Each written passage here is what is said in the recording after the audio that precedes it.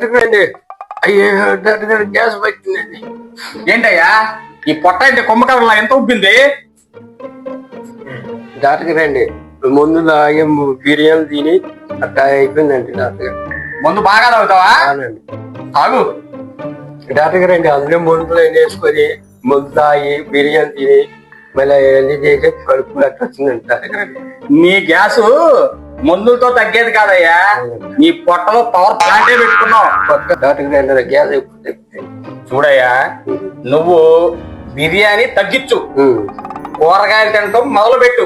టమాటాలు కూరగాయలు టమాటాలు కాదు, బిర్యానీ తినమాకు. తింటే ఇక నీ పొట్ట పేలిపోయింది. అర్థమవుతుందా? అది మందు తాగొచ్చండి.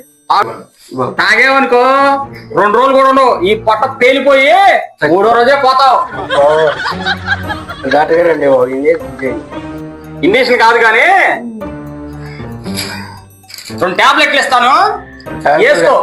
తగ్గుద్దాండి తగ్గుతుంది ఇంజక్షన్ ఇప్పుడు ఇగో ఈ 2 టాబ్లెట్లు తీసుకెళ్లి వేసుకో, వేసుకుంటా.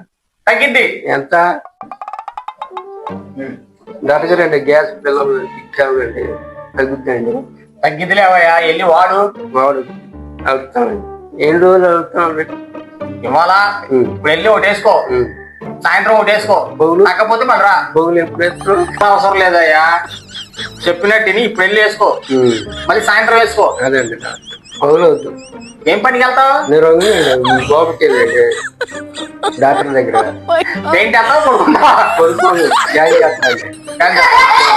అందుకని గ్యాస్ పెరిగిపోతుందయ్యా. అవునండి గ్యాస్ ముందు తాగొచ్చండి. తాగు తాగు తాగు, 2 రోజులుగా పోతావు.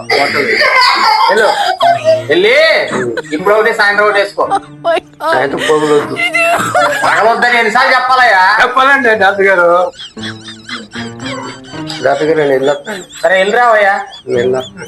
దేవుడా, ఈ బిర్యానీ జాతిని నువ్వే కాపాడాలయ్యా.